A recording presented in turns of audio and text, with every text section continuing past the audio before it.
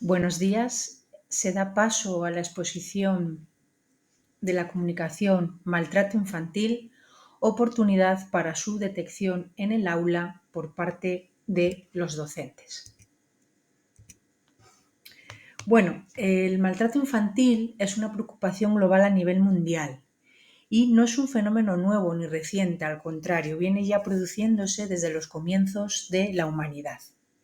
La detección de forma temprana es importante porque supone una gran medida de prevención y de cuidado al alumnado que, pues por su situación familiar y social, pueda encontrarse en situación de riesgo. La escuela, junto a la familia, constituye efectivamente los primeros agentes de socialización para el menor y de ahí la importancia de una buena formación del profesorado para la prevención, la detección y la intervención si se observa algún indicio de maltrato en el aula. ¿Pero qué es el maltrato infantil? Bueno, antes de contestar a esta pregunta, conviene conocer pues, algunas ideas erróneas o falsas creencias que nos puedan, ¿no? Se puedan presentar respecto a lo que es el maltrato, ¿no? O que existen sobre el maltrato. Una de ellas, entre varias que exponemos aquí, podría ser que efectivamente, ¿no? Parece que la violencia y el amor es algo que no puede coexistir en la familia. ¿Por qué? Bueno, efectivamente existe esa creencia, ¿no? Bastante arraigada de que la familia como núcleo de afecto pues es difícil creer que en ella exista violencia, pero tenemos que saber que muchos niños, a pesar de recibir malos tratos, quieren a sus papás y, bueno, pues puede coexistir violencia y amor que hagan que el niño crezca aprendiendo que la violencia es algo que es aceptable. También es erróneo creer que el maltrato solo puede ser llevado a cabo en el contexto de personas que presentan algún tipo de psicopatología o enfermedad mental. También es importante saber que el maltrato infantil no es fundamentalmente maltrato físico. También importante que el maltrato infantil y las situaciones de desprotección existen en todo tipo de clases sociales, no solo están llevadas a cabo en el contexto de clase social y cultural más baja y marginal, y tenemos que saber, ¿no?, que el maltrato es frecuente, ¿no? Efectivamente hay una difícil detección o conocimiento de la frecuencia real del maltrato, pero se estima que tan solo se detecta una pequeña parte del número real. Por tanto, ¿cómo podemos, ¿no?, superar estas limitaciones o estas creencias erróneas? Bueno, pues estableciendo unas necesidades básicas que ahora veremos de tipo universal a partir de pues, requisitos mínimos de cuidado, atención y trata a la infancia. Bueno, efectivamente, ¿no? ¿Qué es el maltrato? Bueno, en general la definición, ¿no?, o el maltrato, para poder definirlo, se admite que los criterios para definir una situación como maltrato deben fundamentalmente en la consecuencia que tiene sobre el niño en cuanto a los daños producidos y en cuanto a las necesidades que no son atendidas. Tenemos aquí la definición de la Convención de los Derechos de los Niños de Naciones Unidas, pero desde una teoría un poco más basada en la consideración de las necesidades de la infancia y para poder superar pues, estos problemas, ¿no?, un poco de definición del maltrato, muchos autores definen al maltrato como la no satisfacción de las diferentes necesidades infantiles, ¿no? ¿Cómo resumimos estas necesidades infantiles? Bueno, podrían resumirse efectivamente a partir de dos grandes dimensiones. Una primera dimensión de salud física, en cuanto a qué necesidades, pues el menor ha de tener un hábito de alimentación adecuado, una vestimenta adecuada a la condición climática que se encuentre, el hábito de higiene también ha de ser adecuado, ha de estar o encontrarse en un ambiente protegido, tranquilo, etcétera, ¿no? Y como segunda gran dimensión o necesidad infantil que ha de tener cubierta es la autonomía, ¿no?, entendiendo esta como aquellas necesidades de tipo cognitivo, emocional y social y de qué manera, ¿no?, se pueden establecer, bueno, pues fomentando confianza y conductas autónomas en el menor, transmitiéndole actitudes, valores y normas adecuadas, educándolo en la educación y el respeto, fomentándolo en la tolerancia a la frustración, ¿no? Y bueno, pues efectivamente el satisfacer, ¿no?, estas necesidades son indicadores de buen trato y, pues a su vez, se convierten en factores de protección presentes en el menor que evitan o previenen el maltrato. Bien, ¿qué tipos de maltrato se pueden encontrar? Bueno, aquí fundamentalmente hacemos aquí constar en la diapositiva 5, vamos a hablar de los tres primeros, y dentro de cada uno de estos tres que hablemos, bueno, fundamentalmente la definición para saber de qué se trata cada tipo de maltrato, pero teniendo en cuenta, ¿no?, que los problemas que tienen los menores maltratados se traducen en manifestaciones de tipo físico, conductual y emocional, y que denominamos de alguna manera, ¿no?, estas manifestaciones alarma o pilotos de atención, o indicadores, porque nos pueden indicar una situación de riesgo o maltrato, vamos también a poder conocer cuáles son estos indicadores de tipo físico y conductual en el menor, pero también aquellos indicadores que están presentes en los adultos responsables, padres o cuidadores del menor, que volvemos a lo mismo, ¿no?, que nos van a servir para poder, ¿no?, sospechar, o que son indicios que nos hagan sospechar en la existencia de un posible maltrato infantil. Bueno, el primer tipo, ese primer maltrato físico, que es más habitual, tenemos que recordarlo, en edades tempranas, especialmente en infantil o las primeras etapas de atención primaria, y también saber que el maltrato, ¿no?, suele ser acción y que el abandono es inacción. Pues el maltrato físico es aquella acción que desde luego no es en el contexto de un accidente, no es accidental, que un adulto o donde un adulto provoca daño físico o enfermedad en el niño, o en el caso de que no se lo provoca, sí que lo coloca en una situación grave de riesgo para poder padecerlo. ¿Qué indicadores o señales de alarmas puedo yo detectar en el menor desde el punto de vista físico, en el maltrato físico? Bueno, algunos de los indicadores que puede presentar, pues efectivamente, ¿no?, a nivel físico, de la piel, por ejemplo, pues lesiones cutáneas, magulladuras, moratones, quemaduras en diversas zonas del cuerpo, pero también puede presentar lesiones óseas, fracturas en diferentes huesos o incluso lesiones internas de tipo abdominal e incluso ocular. ¿Pero cuáles son los indicadores conductuales? Pues bueno, de forma normal podemos encontrar indicadores en la conducta del menor, como puede ser tener miedo de volver a casa, estar receloso en el caso de querer o tener contacto físico con otro adulto, conductas extremas como agresividad o retracción, incluso el rechazo, ¿no?, sensación de rechazo y baja autoestima. Y además, decíamos, ¿no?, indicadores que pueden estar presentes en el adulto responsable o padre cuidador, como son la utilización, ¿no?, de una disciplina muy severa que es inapropiada para la edad del menor o condición del niño. Respecto a esas lesiones, ¿no?, los indicadores en el adulto responsable, pues no da explicaciones con respecto a las lesiones físicas que presenta el menor, o en el caso de que nos las explique, pues son ilógicas, no son convincentes o incluso pueden llegar a ser contradictorias. También puede darse que intente ocultarlas o que de alguna manera también nos percibamos, ¿no?, y se intente proteger en el caso de que haya otro adulto el que haya sido o el que las haya realizado. También importante como indicador, ¿no?, pues esa presencia del contexto de abuso o dependencia de alcohol o drogas. Bien,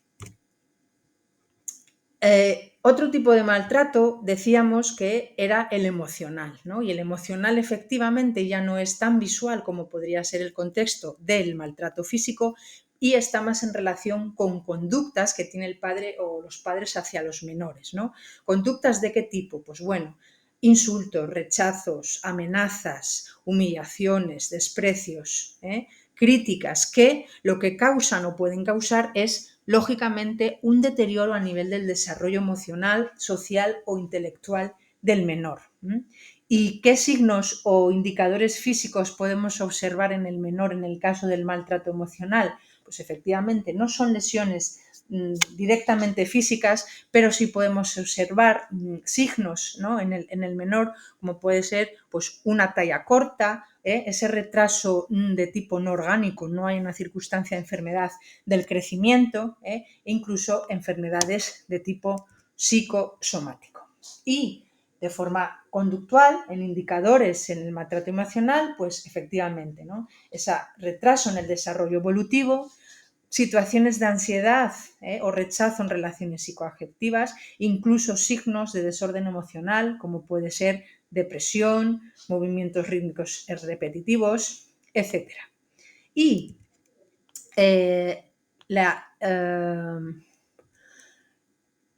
los indicadores conductuales en el responsable o padre del menor, pues pueden ser estos tres de forma individual o conjuntamente, que son el rechazo, que es esa manera activa, ¿no?, de rechazar la iniciativa que tiene primaria el menor de apego, y bueno, pues de alguna manera lo someten a humillaciones, como decías, verbales, y pues le niegan lo que es esa situación de amor hacia ellos, ¿no?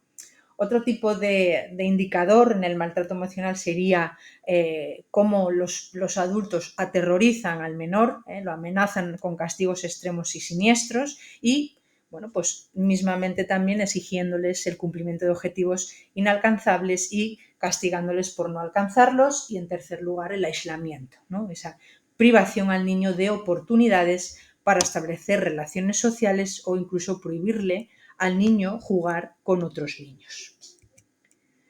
Bien, tercer tipo de maltrato, el abandono emocional, ¿no? Decíamos, el maltrato como tal era acción y el abandono, pues, inacción. Por tanto, ¿cómo se define? Pues como aquella situación, ¿verdad?, en la que el niño no recibe afecto, no recibe estimulación y no recibe ni apoyo ni protección necesaria en cada estadio de su evolución, faltándole, como decimos, esa respuesta por parte del padre cuidador a cualquier tipo de expresión emocional del niño o a cualquier tipo de intento de aproximación o interacción con el adulto. Indicadores físicos, pues tanto los físicos como los conductuales coinciden con los que se observaban en el maltrato emocional y en el caso de los cuidadores, pues efectivamente, como decíamos, ¿no?, ese estado de no disposición para el niño y no respuesta a las conductas sociales espontáneas. Bien, claro, lógicamente hemos hablado de los tipos de maltrato y los indicadores. Todas esas situaciones, ¿qué consecuencias tienen en el menor? Bueno, de forma general, lógicamente, ante situaciones de maltrato pueden aparecer las siguientes consecuencias. Pueden aparecer consecuencias físicas, ya lo hemos visto, lesiones a nivel cerebral y cutáneo o procesos infecciosos, pero también retraso generalizado en el desarrollo o retraso en el desarrollo de tipo motor.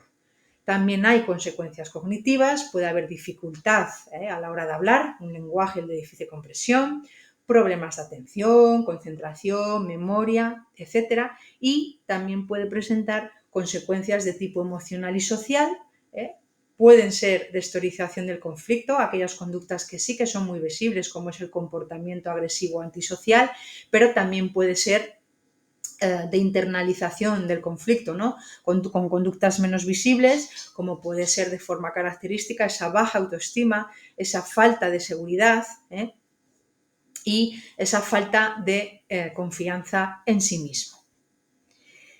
Bueno, ¿y cómo podemos actuar, ¿no? ¿Cuáles serían las posibles orientaciones o pasos a llevar a cabo en el caso que sospeche o presente estos indicadores o indicios de maltrato infantil? Bueno, lo primero de todo es verdad que tenemos que el menor, ¿no?, o lo primero de todo sería la conducta, ¿no? O qué conducta de tener o qué actuación. La primera sería la identificación o detección en el ámbito escolar, lo decíamos, ¿no? Esa actuación del profesor que si observa alguna conducta que le haga pensar que un alumno necesita protección, uno, pues ha de comunicarlo al tutor si lo ha detectado otro profesional que no sea el tutor del alumno.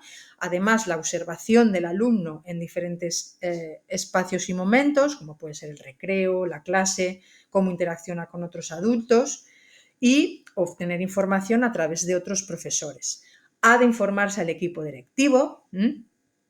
Y si se considera necesario, pues podremos acudir a servicios de apoyo especializado, pues como por ejemplo con el Departamento de Orientación, que lógicamente nos pueda ayudar en realizar una valoración más exhaustiva y a marcar un plan de actuación conjunta con el tutor. Bien, además tenemos que, ¿cómo llevamos a cabo esa observación? Ya lo hemos dicho, ¿no? A partir de una buena observación, pero también a partir de la utilización de instrumentos que puedan sistematizar y categorizar estas observaciones. ¿Y a partir de qué instrumentos? Fijaros, en este sentido, para realizar la observación se pueden utilizar cuestionarios de detección del riesgo social. Aquí os pongo el link de una guía donde se pueden encontrar este tipo de cuestionarios DRS, detección del riesgo social, y los correspondientes baremos por sexo y grupo de edad. Otra manera de ese segundo punto, a partir de la presencia de indicadores, era la información, ¿no? La información nos la puede aportar, pues ya decíamos, otros profesores o profesionales que tengan o hayan tenido contacto con el niño y la entrevista a la familia. Para hacer la entrevista a la familia debemos elegir a la persona que sea más adecuada, un lugar privado y sin interferencias, explicar claramente cuál es el motivo del encuentro, explicar que también esa situación es confidencial y profesional y las actuaciones de las que se van a llevar a cabo. Tenemos que recordar que no debemos tratar de probar que hubo maltrato porque esa no es la función del docente, eso es identificación y detección y notificación. No hacer juicios de valor sobre el niño y los tutores y, bueno, pues no entrometernos en aspectos íntimos de la familia. Como segundo punto, después de esa identificación y detección, tenemos la notificación y derivación. Es importante destacar que la notificación es una obligación legal y profesional y que además es una condición necesaria para poder hacer posible esa intervención en casos de maltrato infantil. Bueno, cuando podemos decir que desde el punto o desde el ámbito educativo, ¿no? Llegamos a la conclusión de que pueden existir indicios razonables que nos lleven a sospechar una situación de riesgo o maltrato, desde el centro ha de notificarse a los servicios competentes en materias de protección. Para ello, podemos también, ¿no? Al igual que ocurriría en la observación, la utilización de algunos instrumentos como son esa hoja de notificación del Observatorio de la Infancia, informe resumen de esas conductas más relevantes que encontramos y observamos a partir de los cuestionarios de detección del riesgo social y también se puede hacer un breve informe abierto por escrito. Cuando entramos en el link del Observatorio de la Infancia, nos vamos a encontrar varias hojas de notificación del Observatorio de la Infancia y en el contexto del docente haremos o señalaremos la hoja de notificación en el ámbito educativo. Dentro de él, pues bueno, observamos, ¿no? esas señales, ¿no? De manera ocasional o frecuente que se pueden observar en el contexto del maltrato físico, del abandono físico, del maltrato emocional y fijaros que también aquí hace referencia en el contexto incluso del abuso sexual. Bien, ¿y cuáles son? Seguimos, ¿no? Es muy importante, como decíamos, que la familia tenga conocimiento de que se va a dar esa información detectada. El objetivo es hacerles conocedores de que lo que se intenta es buscar ayudas necesarias para superar la situación y únicamente no daremos esa información en situaciones de gravedad donde podamos creer que el interés del menor, por interés del menor, el hecho de informarles sea perjudicial. Bien, y por último, ¿cómo actuaríamos cuando nos encontramos con una víctima o alumno víctima de malos tratos? Bueno, pues una vez que detectamos la necesidad de la protección del alumno, el profesor es la persona de confianza que le comprende, da seguridad y protección. En la relación con el alumno, el profesor debe mostrar serenidad evitando alarma o nerviosismo, ha de sentir que le creen y no ser juzgado ni cuestionado la veracidad de los hechos y, bueno, mostrarle afecto, pues en ese momento es cuando necesita efectivamente especial forma de percibir cariño y apoyo de las personas que le rodean. En el caso de que se haya notificado la situación, pues posiblemente ya estén actuando otros servicios o instituciones y tenemos que saber que cada ámbito profesional asume las tareas propias de su actividad, que es necesario tener un papel facilitador de disposición en la asistencia a reuniones o contactos telefónicos y que siempre estará orientado a la consideración de la complementariedad de los servicios y a la comprensión de que en muchas ocasiones no todos podemos hacer tanto como desearíamos. Muchas gracias.